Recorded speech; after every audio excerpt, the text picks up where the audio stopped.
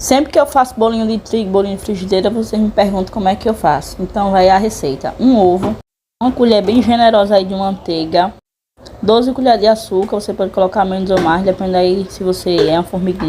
Uma xícara e meia de farinha de trigo, mas pode botar duas, minha gente. E eu depois eu acrescentei mais um pouquinho.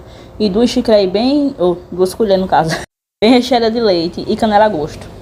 Aí a xícarazinha de água e vai botando aos pouquinhos. Aí mexe, mexe, mexe com as mãos, chiquitita. Depois de tudo junto, você coloca aí uma colherzinha de manteiga na frigideira e vai colocando aos pouquinhos aí com a concha. A minha deu errado umas 300 mil vezes para poder sair duas aí bonitinha. Parte do processo. E aí o resultado. Só agora fazer um cafezinho e aproveitar.